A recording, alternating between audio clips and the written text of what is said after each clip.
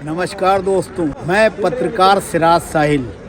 आज हम आपकी मुलाकात राष्ट्रीय संत चंद्रदेव महाराज जी से कराने जा रहे हैं, जो पूरे विश्व में वास्तविक सनातन धर्म का परचम लहराने के लिए तैयार है।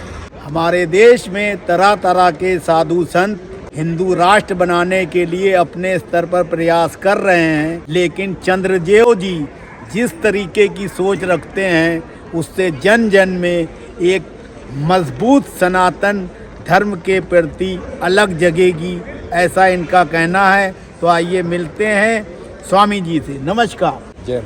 प्रधानमंत्री नरेंद्र मोदी जी के नेतृत्व में 2014 से लेके 11 साल तक सभी लोग अपने स्तर पर भारत को हिंदू राष्ट्र, सनातन राष्ट्र बनाने के लिए प्रयास कर रहे हैं। शंकराचार्य हैं और तरह तरह के मंत्री और नेता भी हैं। ऐसे में आप विश्व स्तर पर ये प्रयास कर रहे हैं, तो इसके पीछे आपकी सोच क्या है और ये प्रेरणा कहाँ से?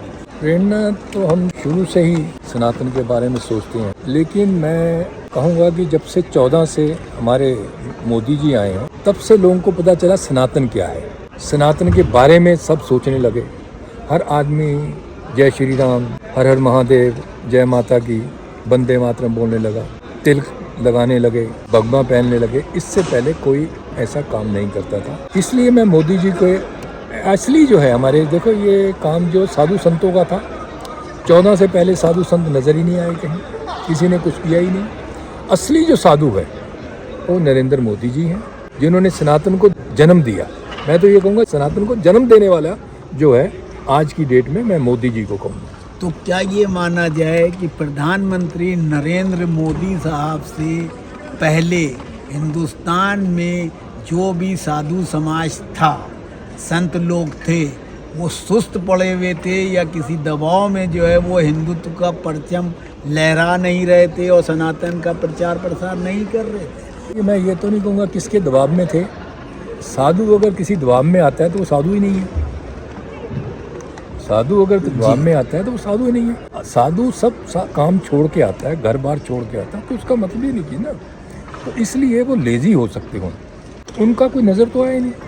आप भी ये इतने सालों से जर्नलिज्म कर रहे हैं, पहले कहाँ थे? सनातन के बारे में आपने किसी का इंटरव्यू लिया था?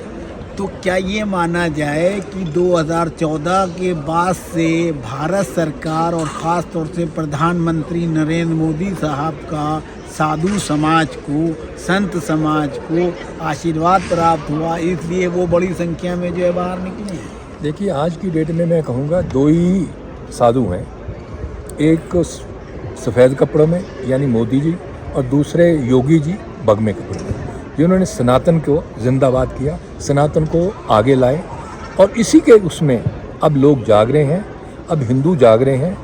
मैं ये कहता हूँ मुझे मुसलमानों से कोई नहीं, मुसलमान हमारे बहुत शिष्य हैं। मैं मुसलमानों से एक ही शिकायत है कि अगर कोई सर काटने की बात करता है, सर तन जुना करने की बात है, तो मुसलमान सारे क्यों नहीं बाहर आते?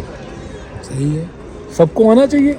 तो ऐसे मुसलमान जो गद्दार हैं, जो वो हिंदू है, मुसलमान है, सिख, ईसाई है, जो देश के बारे में नहीं सोचता, जो हमारे सनातन के बारे में नहीं सोचता, वो सब देशद्रोही हैं और देशद्रोहियों को सजा नहीं होनी चाहिए, उनको मौत होनी चाहिए। आप हमारे भारतवासियों को कुछ संदेश देना चाहें, एक स्वामी की हैसियत से और एक सनातन धर्म के प्रचारक की हैसियत से और एक गुरु की हैसियत से? मेरा सभी लोगों से, सब सनातनियों से रिक्वेस्ट है कि हम सनातनी जो है, आपने कृष्ण भगवान जी को देखा होगा, रामचंद्र जी को देखा होगा, माता दुर्गा को देखा होगा, परशुराम को देखा होगा। जब भी अन्याय हो तो जो हमारे कुछ चाचे और कुछ बापू हमारे देश में ये कह गए हैं कि एक गाल पे चांटा पड़े तो दूसरा कर दो, तो ये नहीं करना।